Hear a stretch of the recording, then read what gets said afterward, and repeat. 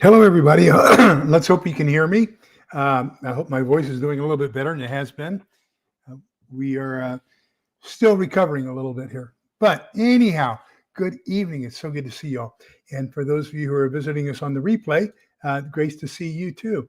Please check in the comments. Watch the live comments. These people have some fantastic comments. They add so much value to the show.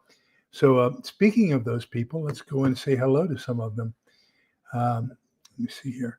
My computer's been kind of acting up on me here recently. So if something happens this evening, it's probably my computer. I probably need to get a new one.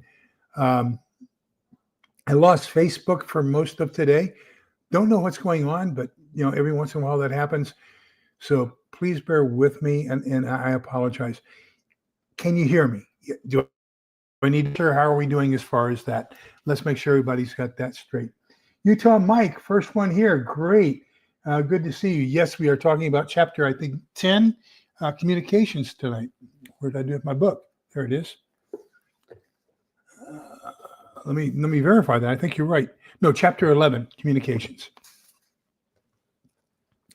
So good evening and welcome. Sue Me, good evening. Scott Humler and Patty's Garden. Wow. Laura Mannion, good evening. Good to see you as well. And Little Lone Prepper. Where was it? I just saw Little Lone Prepper. We were on somebody else's. Oh, I know what it was. It was on Hudson Valley Prepping on Mike's channel just the other day. I missed Gil's earlier tonight. I hope y'all are going to go see Gil before you come over here at 7 o'clock. Go see Gil, then at 8 o'clock here. He does a fantastic show on Monday nights. Tonight was St. Vincent de Paul. So the first, third, and fifth Mondays of the month are St. Vincent de Paul. So next weekend, the same thing. So I'm there instead of here where I could participate in that. So I only get to participate in 2 of his per month. Let me see.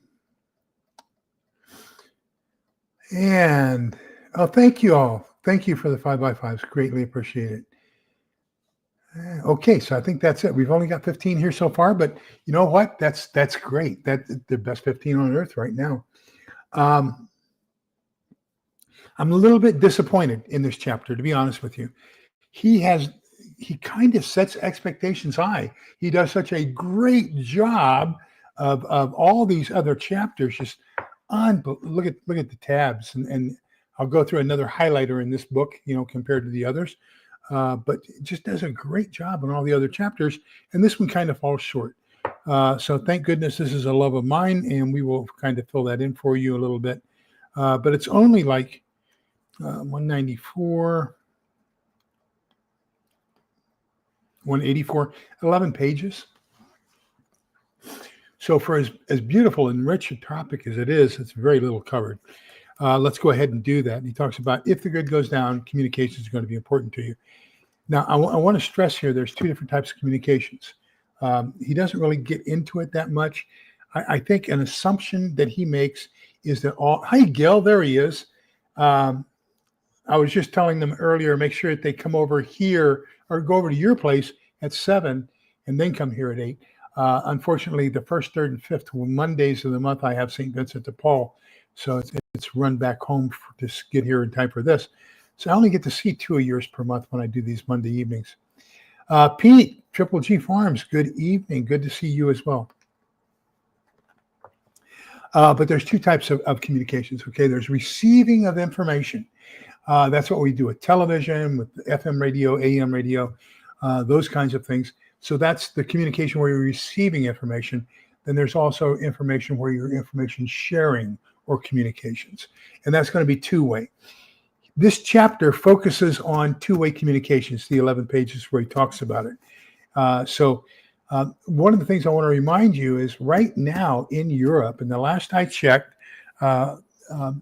we've got at least Spain, portions of France, all of Portugal. I saw somewhere that there's a portion of Belgium, Holland, and other portions of France, a little touch in Italy, are in a off-grid scenario right now. definitely all of Spain and Portugal. They say that they might have Spain back up with the grid sometime this evening, tomorrow, and that Portugal may take a week to get their area back. So, and then they've had some other smaller things happening in Italy, Belgium, Holland. But they say that the best electrical power grid in Europe is Germany. It does not surprise me whatsoever. So the way a lot of people are getting information basically is make sure you have a shortwave radio. And this is the one I have. It's a Voyager by, I think it's Kaito. Yeah, Kaito. Kaito. And I think I have a link for this in the show notes down below. This is a 5-band radio. So it's got AM, which is between 530 and 1710 kilohertz, FM between 87 megahertz and 108 megahertz, and then shortwave between 3.2 megahertz and all the way up to 22 megahertz in 2 different bands. So those are the 4 bands you have. It also has National Oceanographic and Atmospheric Association frequencies. It's triple power. It's got solar input. It's got battery input or plug power, but it's also got a hand crank. Hand crank is very ineffective, but I mean, it's better than nothing. That's how you're going to get your information. But the other thing is, most people don't know where to go to on the radio for information. For example, most people probably don't even think about it. When you look at the frequency for the amplitude modulated spectrum, the AM spectrum of your commercial radio, that's 530 kilohertz. Okay, so that's only half of a megahertz, all the way up to 1.78 megahertz. So we're really, really low. Whereas with the FM stations, we're going up around 87 megahertz. We're in the very high frequency range now, and going up into about 108. When we talk about shortwave is going to be in between those two. Okay, so you have to take a look at the entire radio electronic spectrum, understand where those bands are, and how you're picking up information at different points in those bands. Now we can talk.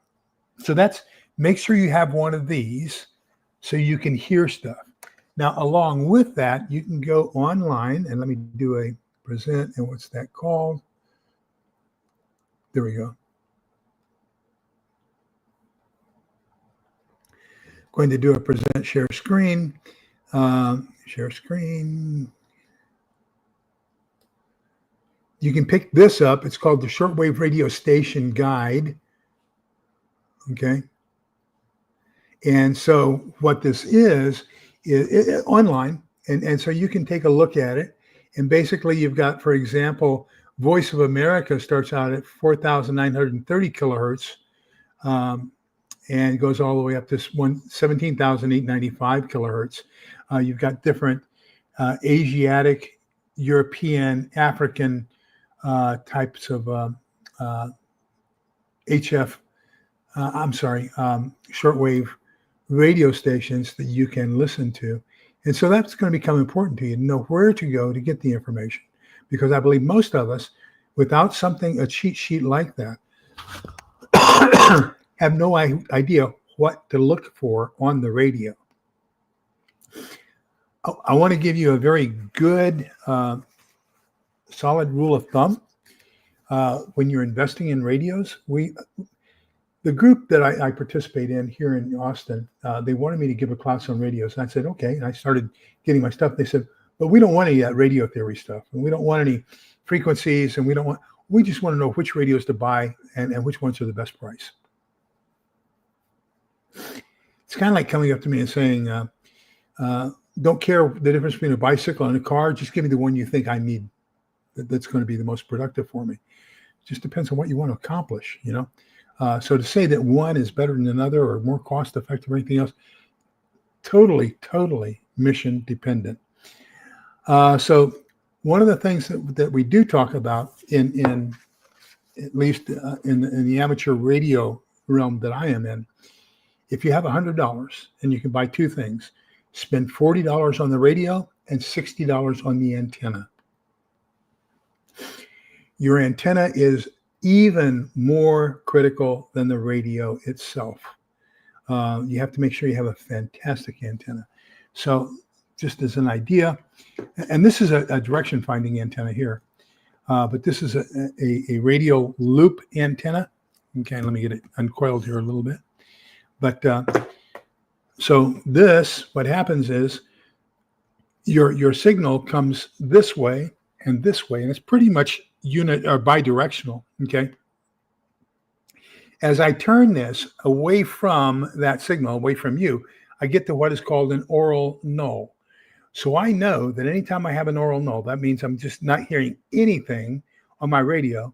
I'm 90 degrees in opposition to the direction of that piece of it, that piece of radio electronic information that's coming in. Here, I'm at either 0 or 180 degrees. So your signal is either in front of me or behind me. So if I can move over here, so if I can get here and say, okay, I know it's this angle, then I move over here and I say, oh, it's this angle.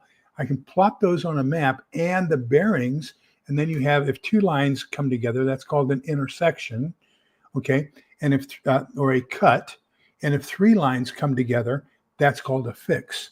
Where those three lines come together, that point is you've been direction found. So now using this kind of an antenna, I have now located the source of where that antenna is, okay? So that's something you might want to consider as well, is to get some unidirectional or bidirectional antennas as you're getting into your communication systems. Most of your commercial radios are going to have simple telescopic antennas, okay? Now these, what you can do on some of them is some of them have a little adapter on it where you can point it and turn it in different ways. When I was a kid, that was my job on the television, was to move the rabbit ears so that Dad could get better reception on the television. But when you have a telescopic antenna like that one, you have to basically turn your radio in order to get the best signal coming in. But that's just a little bit. Oh, I wanted to show you one other. I'll show you this one, okay, and then this one. And what did I do with it? I have. Oh, here it is. So this. Now that's my TID radio. I wanted to show you the Baofeng. Oh, there it is. Okay. So this is my Baofeng UV5R. Okay. This is the original antenna that comes with it. Okay. So I have replaced the original antenna with a Nagoya antenna, and take a look at the difference in the size between the two antennas. And that's going to greatly increase my overall reception quality as well as my transmission quality, okay, in comparison to this little stubby thing. The next thing you can do up to that is you can get one of these folding antennas, okay? So this one's actually for my TID radio, for this radio. But this one already has a pretty good, nice long antenna on it. But this is what we use basically in Vietnam on the Prick 77. So this part here plugs into the radio, and then this is a long, think of it like a slinky type of a thing. And so it's a long, flat piece of metal. And when you take it out of the package and take off this rubber band, then it all shoots up straight, and you've got a straight shot antenna. Or you can leave it folded. What matters is you still have the amount of metal that is receiving the information. So that's just my little quick, whatever you can do, make sure you spend more money on your antenna than you do on your radio. So this is my TID radio.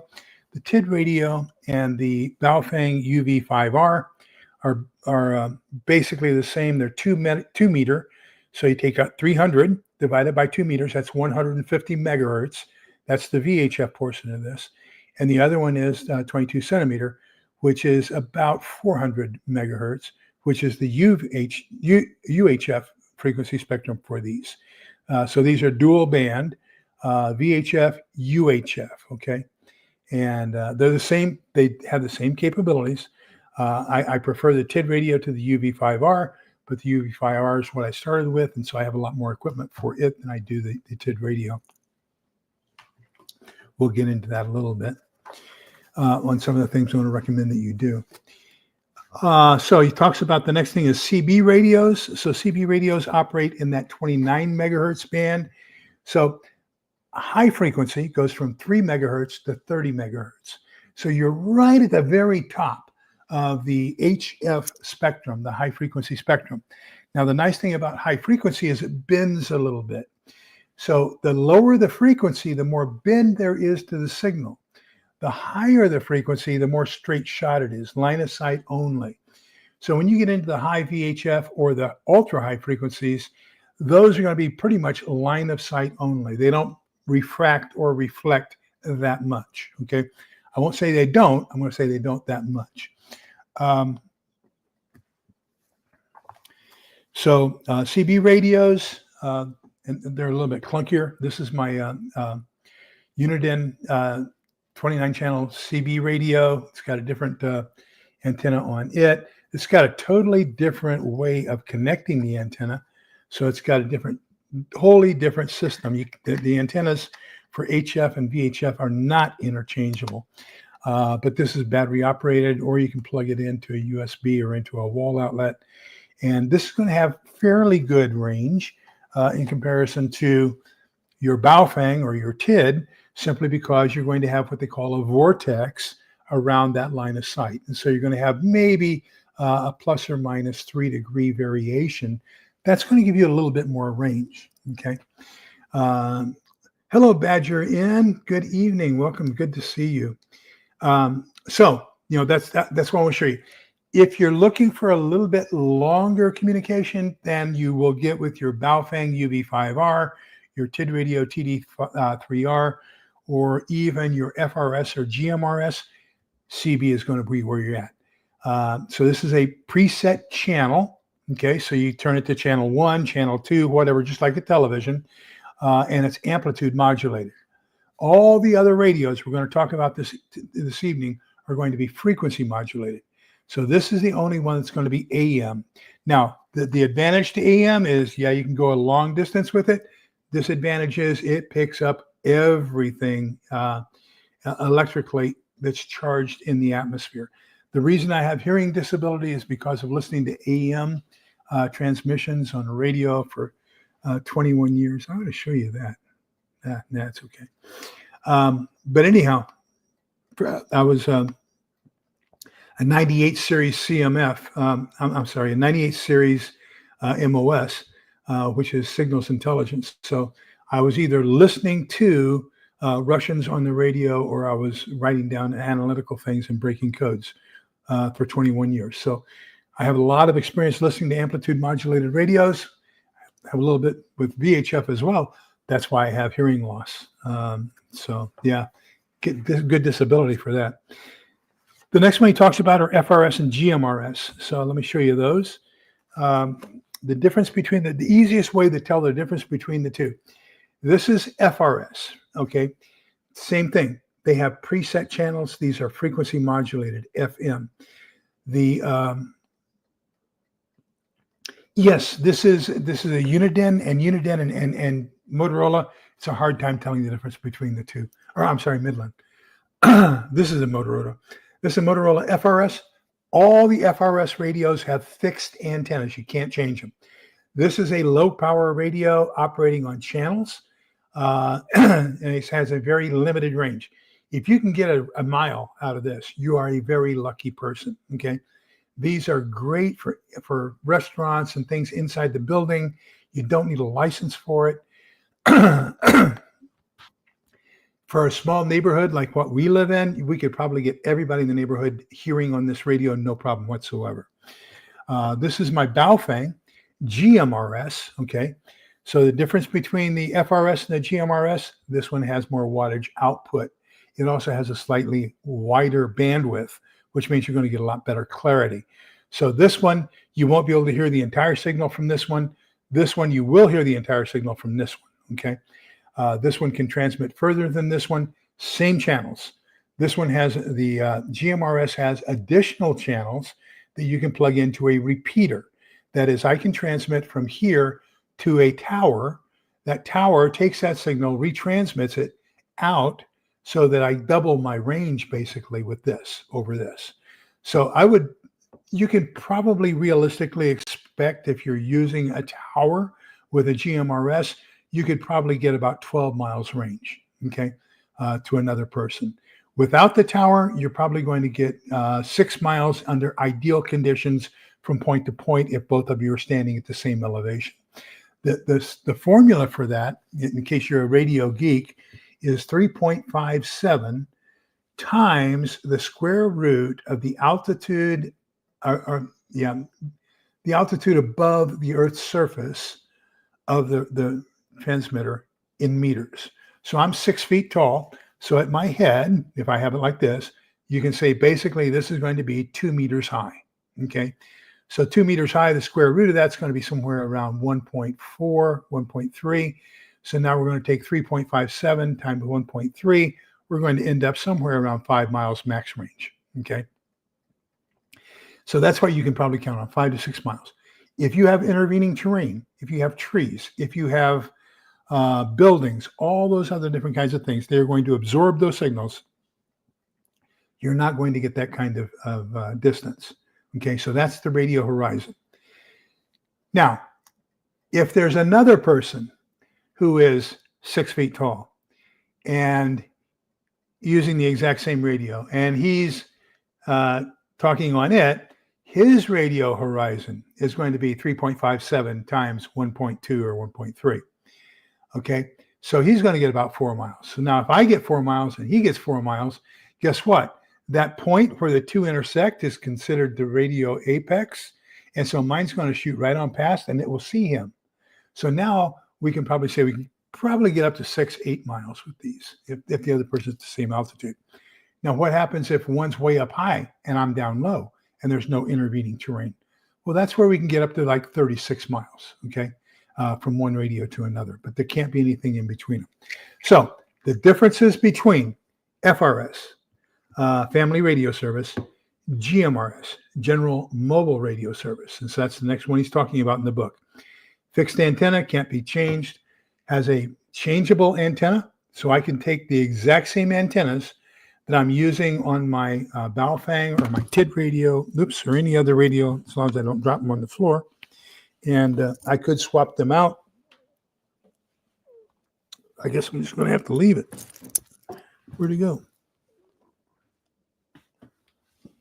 I'm going to have to leave it. Find it after the show. Anyhow, radios are interchangeable on the GMRS. They are not on the FRS. This one requires a license. All you have to do is pay $35. You don't have to take a test, nothing else. Just get the license. My license, my call sign for GMRS is WSED 742. A lot of times you'll see that on my backboard when I have my backboard that I'm using.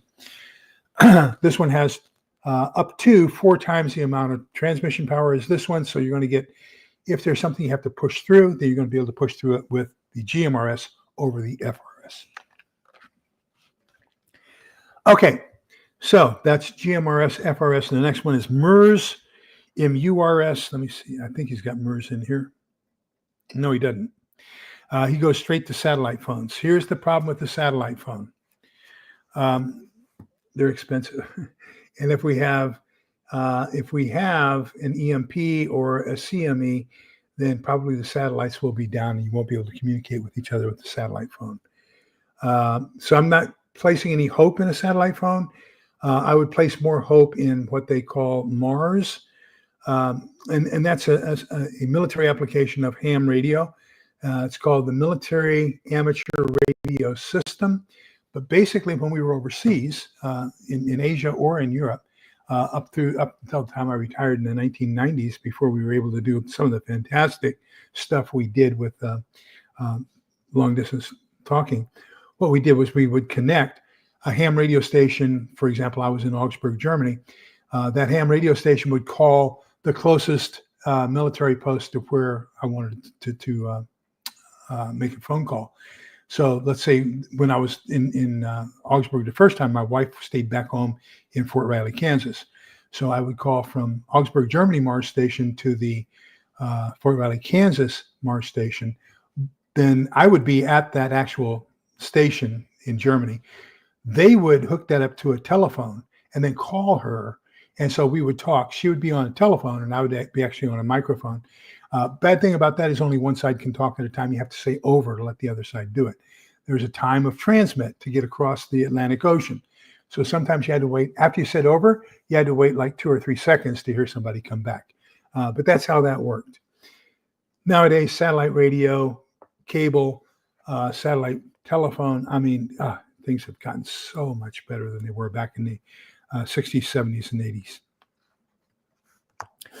Now he gets into ham radio, okay? And I want to kind of caution you when you say ham radio, okay?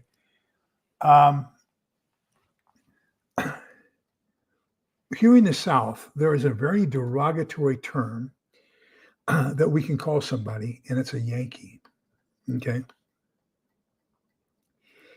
However, in Great Britain, all of us are Yankees. So what a Yankee is dependent upon who's using the term. Does that make sense?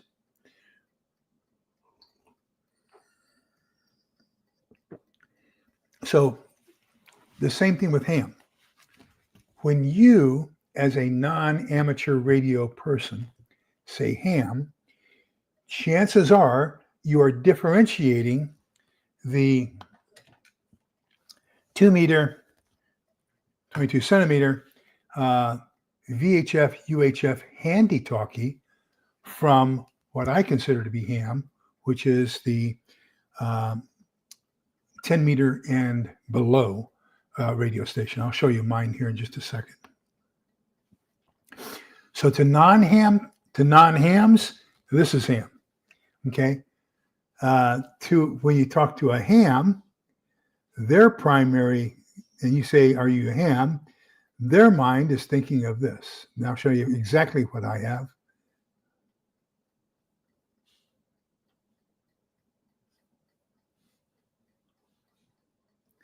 So this is what I have. I have the ICOM IC7300. It goes from 3 megahertz all the way up to 30. Then it also goes into 50 megahertz. There's a very small channel up in there that we can use.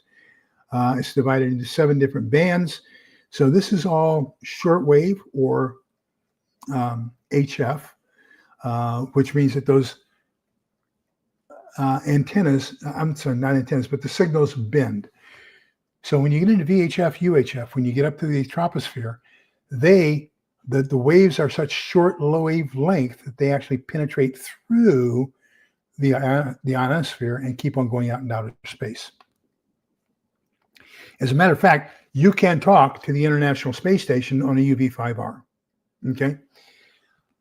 On the other hand, when you're down in the 3 megahertz range, what we call the 100 meter band, that wave is 100 meters long. So that means that when it hits the ionosphere, it's going to bend back down and come. And then it's going to bounce off the earth and go back up. So it has several different iterations of this bouncing around the world. That's what gives you worldwide communications, is that long waveform. So remember, the lower the frequency, the longer the wave. The higher the frequency, the shorter the wave. Hello, Pete. Oh, no. That's Houston. Texas Red Leg. Goodness, gosh, I haven't seen you in so long. Unbelievable. Good to see you, my friend. He was one of the very first people that I really hooked up with in YouTube. When he and Pete, Roaming Prepper, and I were kind of a little thing together there for a while. Pete's still doing it. I don't get to see you too much. I know you've been busy working like a crazy man, but gosh, it's good to see you. Kaylin, welcome. Good evening. Good to see you as well. Let me see. Okay, so that's all that. So let me get rid of my radio here. So let's talk about this. This is the Baofeng UV5R. Okay.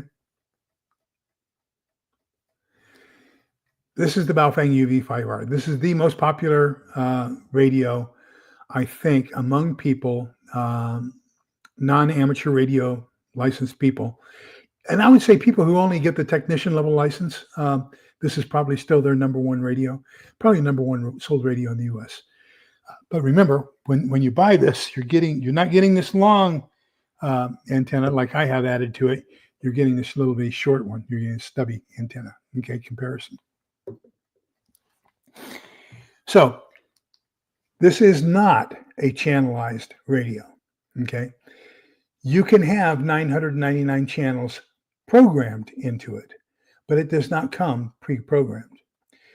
The other thing is there's only one or two nationally recognized simplex frequencies. So that's another term we need to talk about here real quick. There's simplex and duplex. So simplex means that you transmit and receive on the same frequency. So on this one, if I say I want channel 2, I'm transmitting on channel 2. I let go of the transmit button, I listen. The other person presses down on his transmit button and I receive. So we're listening and talking and receiving on the exact same frequency. On the GMRS, same thing. It's channelized, but it's simplex. Okay. So you're going to transmit and receive on the same frequency. With the handheld ham radio, it is only in 2 occasions simplex, unless you arrange that with the rest of the group with whom you're speaking on which channels or which frequencies you want to be simplex. The rest of the time, if you're operating through a repeater, you're going to be duplex. That means transmitting on one frequency and receiving on another. So, channel mode. I don't know if you can see it or not, but I have 2 different channels set up here. This is to the round rock repeater. So my transmit and my receive frequencies, they're different. I had to program those in. You don't just buy this, keep it in the box, take it out of the box after SHTF happens, and expect it to work. You actually have to find out the frequencies of your local receivers, transceivers, and then plug in those frequencies for transmit, and then what they call an offset. So you're going to either plus or minus an offset of a certain amount, and that's what you're going to receive on, okay? So you have to plug those in ahead of time. This is not as easy as the FRS GMRS. If I were brand new to radio and I wanted to have an effective communication system in a very small neighborhood, probably not more than a mile radius, okay, then I would definitely get FRS, Family Radio Service radios. Easy. Turn it on, pick a channel, start talking, okay? Same thing with GMRS.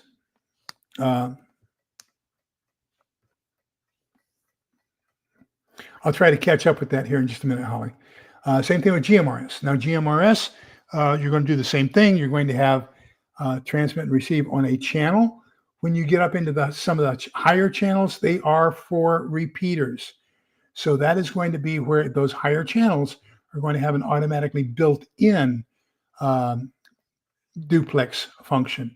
You don't have to worry about programming. The radio does that for you. If you're going to do CB, this is channelized. Put the batteries in it, turn it on, select the channel, start talking. Okay. So CB, FRS, GMRS, put your batteries in it, turn it on, select the channel, start talking. That's how easy they are. With ham, the handy talkie, you've got to find the frequency. You've got to find the frequency for your repeater. You've got to plug in the offsets, tones, everything else. It's no good. If you don't have a repeater, then this is nothing more than a complicated version of this. Now, this you can plug in these frequencies. Okay, and I have. I could turn this on and show you the GMRS frequencies. However, during non-SHTF, remember I told you this has less wattage, this has more wattage, this has even more wattage, okay? So as far as power, low power, medium power, high power. So if you get caught with 100 watts of power, and this doesn't have 100 watts, if you get caught with 10 watts of power on a frequency that's restricted for 5 watts of power, you can get in a lot of trouble. Okay. So anyhow, just something I want you to consider. All 3 of these can communicate with each other. Just during time of peace, transmitting this one on these frequencies is not considered good. Okay. Okay. So now, have you been totally confused with ham, FRS, GMRS, and everything else? Let me catch up with the comments up here. I saw something about NOAA. And I'll show you. Just 1 second. Let me grab a flashlight and see if I can find my GMRS antenna.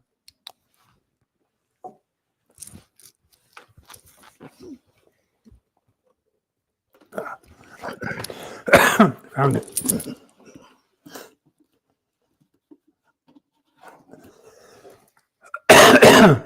Okay. Well, I'm sorry. I should have covered my mic. Okay.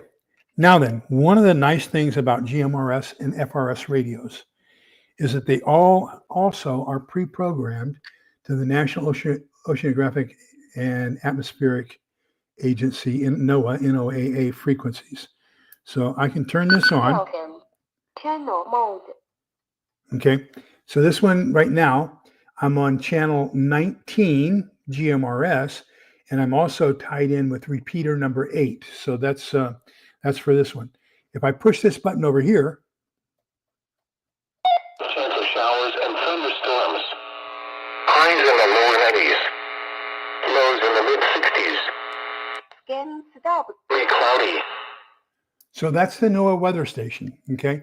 So that's pre-programmed in to the FRS GMRS. So you don't have to worry about that. If you if you have an FRS or a GMRS, you're going to automatically get the NOAA. Okay. Now, do we think NOAA is going to still be there after SHTF? That would be a big question I would ask. So, Teresa, thank you for that. Hit the like button. Oh, I'm starting to wheeze too, coughing. So I did move up to soft food. So I had a baked potato for dinner tonight. That's the first non-liquid food I've had now in 11 days. I also had to take my blood pressure medicine finally.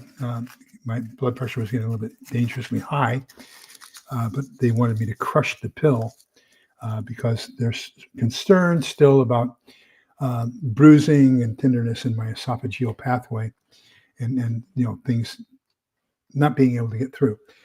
So I got to be careful with everything still. But I'm on soft foods. Gosh, am I happy?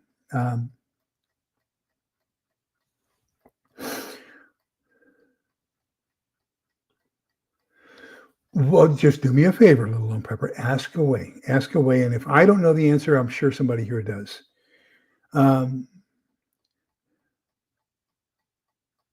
Okay, so Kaylin's talking about Rapid, RAPID, Rapid Radio.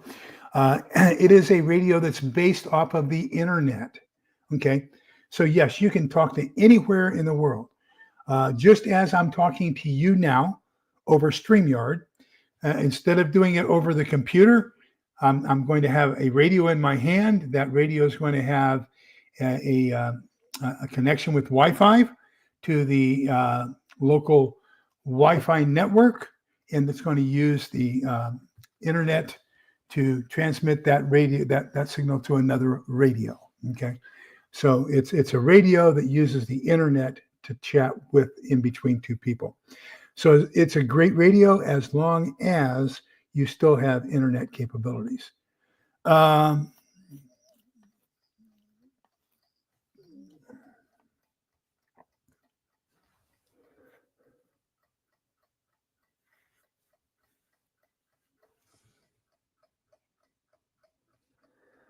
Let me see. Pete's on the road. Take care, Pete. Please do not fall asleep while you're driving. Thank you. And he's an ex-MP and ex-artillery, so we have a lot of time to get. Oh, by the way, Houston, I have 2 Prick 77s out in the garage. You have to come down and take a look at those.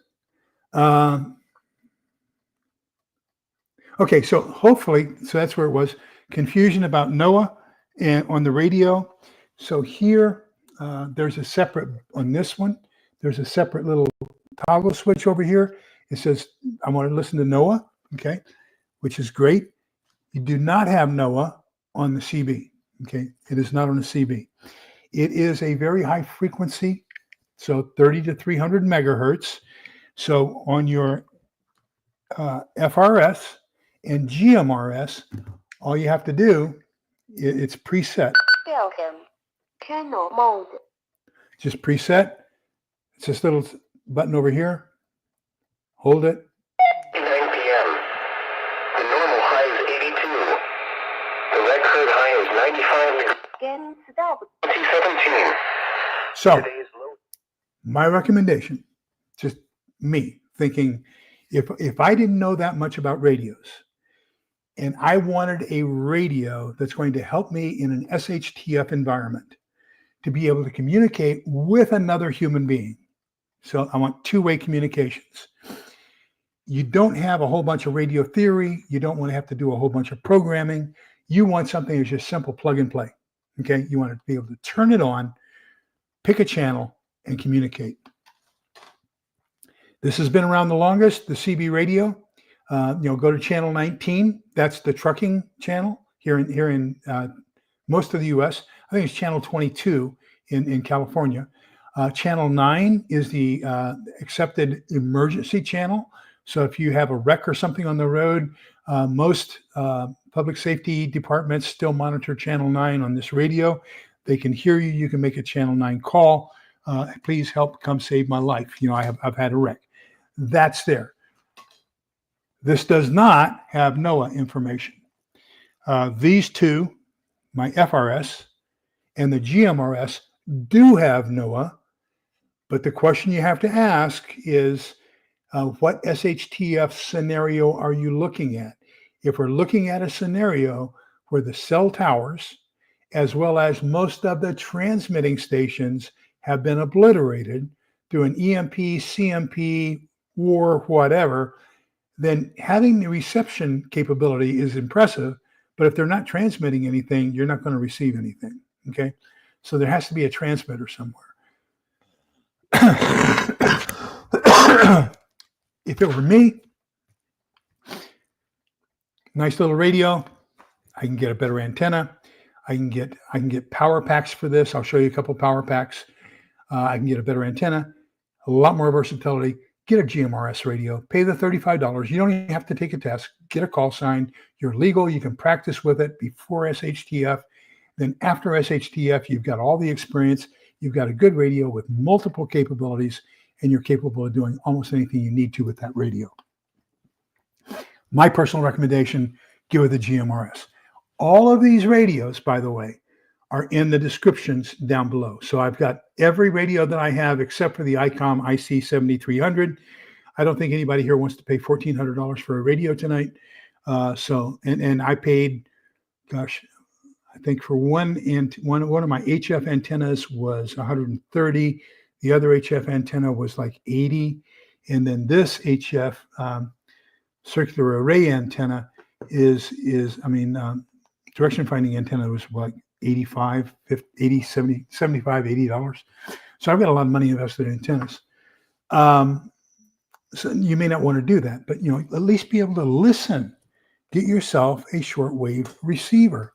Be able to listen to the news from other places around the world. Now, guess what? With one of these, you can listen to my ICOM. You can't transmit, but you can listen to it. It's got the frequency bands where I'm going to be transmitting.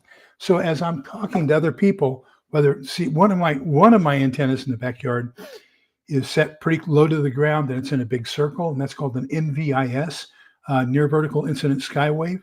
So I am intentionally bouncing my antenna off of almost straight up and trying to bounce it back down so that I have kind of like a cone around me, so that I'm communicating mostly with people, I'm going to say within a 25-mile radius of where I live. Okay. The other antenna is an inverted L, and it goes up 24 feet, and then it comes down at a slope. It's a sloped L antenna. And that I can get to Portugal, Spain, Africa, South America, Asia. I can get around the world with that antenna. Okay. So one's designed for close in, the other one's designed for far out.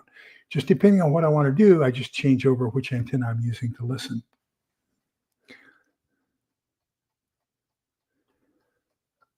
Great question, Utah Mike. And the answer is nothing. Our club, our ham club, has 4 repeaters. Our Aries club has 2 repeaters. And so one of our round rock repeaters, the one that I showed you, this one on my TID radio and the primary one on my UV5R, that's on top of Seton Hospital. So it's like on the 8th floor of the hospital up on the roof. And so that we use the power from Seton Hospital. So the hospital, I think, has 72 hours of backup electricity in case of a grid down. So that one will be up for 72 hours. All the other ones probably only have about a 12 to 24-hour backup for battery. Now, then that's if the grid goes down. If it's a CME or a EMP, yeah, they're gone. They're fried. You know, they won't be any good to us at all. Don't count on them. Oh, it looks like that's, no, there we go. Thank you, Scott. I love that recommendation. Okay. Now, let me get here one more, see what else we need. He just lumps it all together into ham radio. Talks about walkie-talkies. I think he's talking about the ham radio handy-talkies. Then he talks about powering communications. Powering communications becomes extremely important. One of the advantages to having a Baofeng, okay? So whether it's this one, the 15 Pro, or whether it's this one, the UV5R, this has a battery pack. I probably have a dozen battery packs for this. And then these battery packs I can plug into 120 volt power outlets that are going to recharge these batteries, okay? One of the things you have to understand is all radios operate between 12 and 13.8 volts of electricity. So you're always going to be stepping down the power to power a radio. They're all designed, even my ICOM in my COM shack, that one runs on 13.8 volts. So I have to have a power converter to take 120 house power down to 13.8 to feed into my radio. But what's nice about this is I have a Go Pack for Aries, the Amateur Radio Emergency Services. And so I have a couple of these. This is a longer duration battery. So here's the standard, how the standard fits. And this one plugs in, and look at the size difference. So notice how the shelf fits right up into here, so that now you've got this much of it sticking out beyond. That's going to basically almost double my communications capabilities as far as time on the radio, okay? Then they also have another one of these that I have in my go bag, and it's set up so that it uses 6 AA batteries, so that this part right here, you open it up and 6 AA batteries go in, so that you can constantly charge that with 6 AA batteries. That's what we use mostly on Aries. When we do an Aries exercise, we will have a pallet full of AA batteries. And we'll go through them like you would not believe over the course of a week. It's crazy. But that's one of the advantages of the UV5R, is you have a multitude of sources of power for that, so that you can keep power over a greater period of time, okay? I like to have a lot of my AA's and AAA's are rechargeables, because I do have whole house solar. I also have the Jackery backup. And so, if nothing else, I can recharge those through my solar system, recharge the AA's and AAA's, or I can plug in my recharging stations for my standard radios. Now, there is one that you're going to see in the show notes, and it's the Retevis FRS. I bought 10 of those. The Retevis RT10, I believe, is the model number. But I bought a case of 10 of those, and that's what I'm going to pass around the neighborhood. So I've got 10 charging stations I'll plug into the wall on my solar system. I will issue out 5 radios. When those radios start dying, they'll bring them to me. I'll put those 5 on the chargers and issue out the other 5 that have been on the chargers. So that I'll always have 5 radios out and 5 radios charging. Now, I want to share one more great place to go.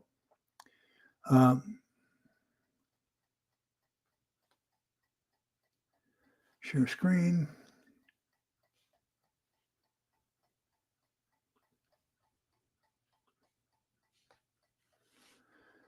Let me see. I think I have it here. I thought I had it here.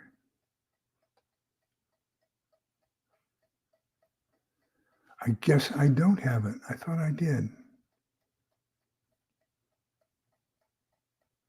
Oh, well, I'll show you these other ones I wanted to show you anyway.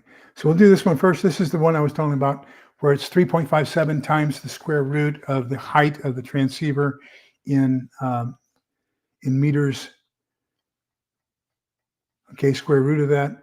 So here's showing from mountaintop to mountaintop down into the valley. Of course, this guy over here is not going to hear these 2 radios because there's an intervening. Well, that's the wrong one for me to showing that. I'm showing you on my screen, and that doesn't help you a bit. Let me get over here. Okay, so this one, this guy over here can't hear because there's an intervening obstruction. These 2 guys up on top could hear each other. If there was a guy here, he wouldn't be able to hear this guy because of the intervening obstruction. However, he would be able to hear this guy because there's clear line of sight. This is the idea behind a transceiver. Okay, so this guy's transmitting up on one frequency that the repeater takes that, transmits it on a different frequency. So now it's coming down to this guy on a different frequency so we can hear it. Then when he transmits, it's the same transmitting frequency as this guy, gets retransmitted down here. So that's how you extend your range with a repeater. Over here, we're talking about the concaves and how much a radio VHF, UHF line of sight can bend. It's only like 2 to 3 degrees. It's nothing you should count on getting abnormal amounts of range on. So what he's saying here is that the formula for this, if you want to take into account VHF, UHF bend, is going to be distance is equal to the square root of 2RH, which is going to be about 4.12 times the square root of the height. So we're going to say probably 2 meters. Once again, a 6-foot tall person, about 1.3, 1.4 times 4.12. So you're maybe 6 miles max. Okay. So that's going to be typical, very typical, 6 mile line of sight.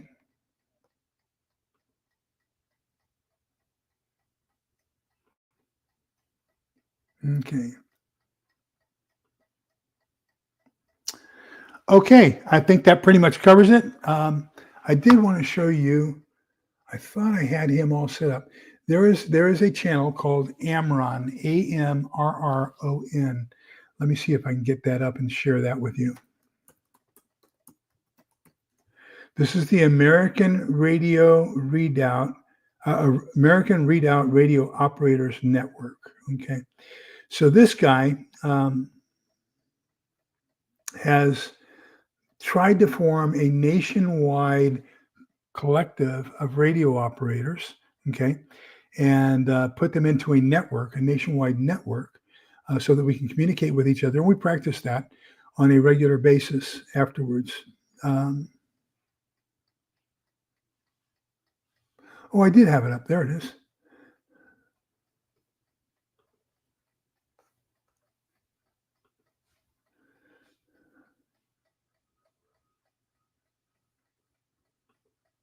There we go.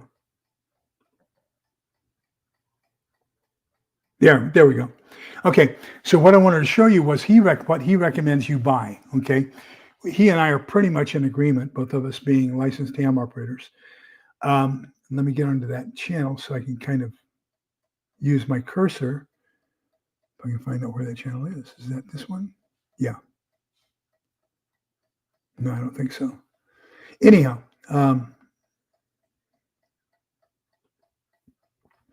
on this, he has his comp shopping list. So he talks about which radios to buy, which antennas to get, how to get the extra battery packs for your UV5R. I mean, everything I did when I got started with handy talkies, ham radios, I got off of this. So that's where I'm going to recommend you go and get it as well. And he also has another thing called the Channel 3 Project. And the Channel 3 Project says that in order to conserve your batteries, okay, that you can listen only anytime, all the time, in case of emergency. It doesn't take as much power to listen as it does to transmit. So you're only going to give your reports for 3 minutes, maximum of 3 minutes. So the transmitting time for any outstation, that is, if I were the net controller and you were going to, and all my neighbors are out there, they're going to start reporting into me. That's going to happen from 0 until 3 minutes after the hour, every third hour of the day. So 3, 6, 9, 12. Okay. So you're going to call in every 3 hours for 3 minutes. Just say, this is Alpha 1, 2, all's clear, out. Right? That's it. So that's all you need to transmit unless there's an emergency. That way you're saving your transmission and the amount of electricity you're using in your radio. Okay. Whereas I, as the net controller and having a little bit more electrical capabilities, will probably be talking a lot more than those guys will. So, but you all have to have basically the same radio in order for that to work. So you either have to have all FRS or all GMRS. Now, one of the things you want to do with that, so let me remove that. And I want to add this one.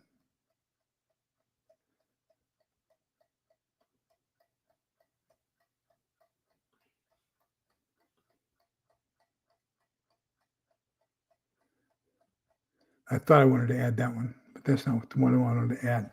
I thought I had a picture of, no, I don't. Okay, I guess I erased it. I had a picture you can get. They're about 400. You can get basic.